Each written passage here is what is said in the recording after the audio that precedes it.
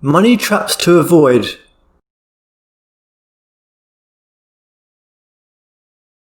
We all work hard and give up our precious time to make money.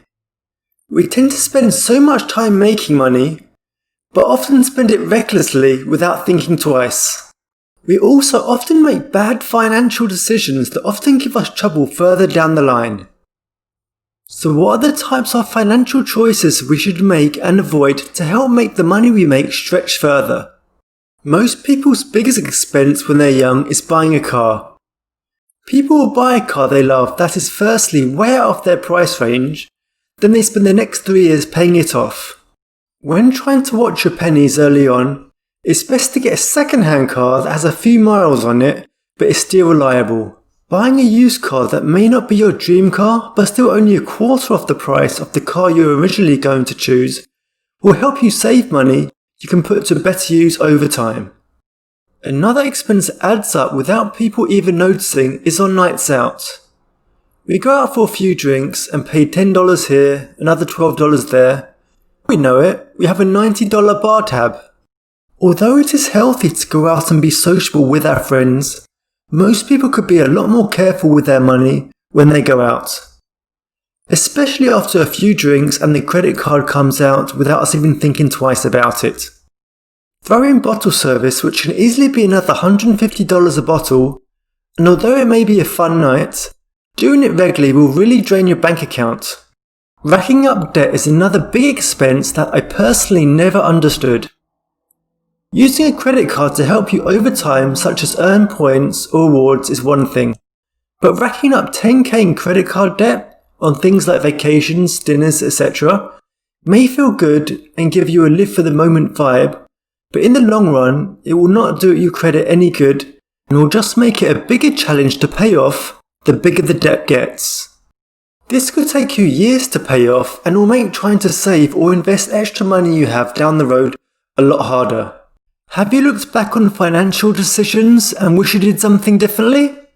If so, share it in the comment section. This should go without saying, but people still live way beyond their means, usually paying for this lifestyle with credit cards. When you are making $2,500 a month, you should not be living a $5,000 lifestyle, and hope to maintain it without going into debt. Make sure to live within your means and work on increasing your income so you can steadily start spending a little more. This way you will not be relying on credit cards to get you through the month. Not building up an emergency fund is another big mistake to make. You want to have a 3 to 6 month emergency fund built up. So if your monthly expenses was $2,000, you would want to have $6,000 to $12,000 saved up as a cushion just in case of emergencies or if you lose your job for some reason. Think of how much money you have saved up right now. If you suddenly lost your main paycheck, will you be able to sustain your lifestyle? Or will you start to panic and not know what to do?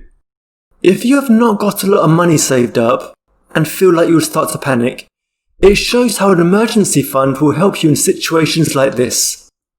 Only having one source of income used to work years ago, but unfortunately in this day and age, it usually doesn't cut it.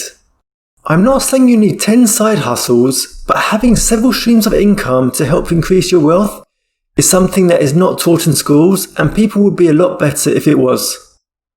We are taught to get a good job, but sometimes even a good job does not cut it for the lifestyle we want. This is why it's good to have several streams of income to help you increase your monthly income. This is also beneficial if you happen to lose your main job for some reason, as you'll still have money coming in through your other streams. Not tracking your expenses is another mistake many people make. Spend a month and track all your expenses. This will allow you to see exactly where your money is going every month, and more than likely you'll find some hidden expenses that you totally forgot you were paying for, that you don't really need. Or you may realise you are spending a lot more on one thing and realise you should really cut it down. Another expense that racks up pretty quickly, but people tend to do it often, is spending money on things that could be made at home. Rather than making a coffee at home, they decide to stop off at Starbucks and spend $3 on an overpriced coffee. I feel people justify this by thinking $3 is nothing, so what's the harm in treating yourself? Especially if you are trying to save money, think of it this way. $3 times 5, if you work Monday to Friday, turns out to be $15 a week. Over the course of the year, if you work all 52 weeks, it will cost you $780. If you had invested that $780 into the S&P 500, which tracks the top 500 companies in America and has an average return of 7% yearly, it would have given you an extra $54.60.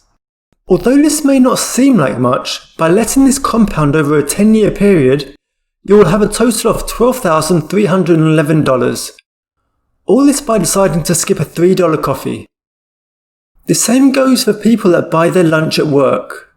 By making your lunch at home for a fraction of the price, saves you a lot of money over time, allowing you to invest in other things that will increase your wealth over time. Do you know any other ways that people waste their money that are not mentioned in this video? If so, mention it in the comment section. Unfortunately, a lot of people make financial mistakes and do not realise until it's too late. Or at the very least, until a lot of damage is done.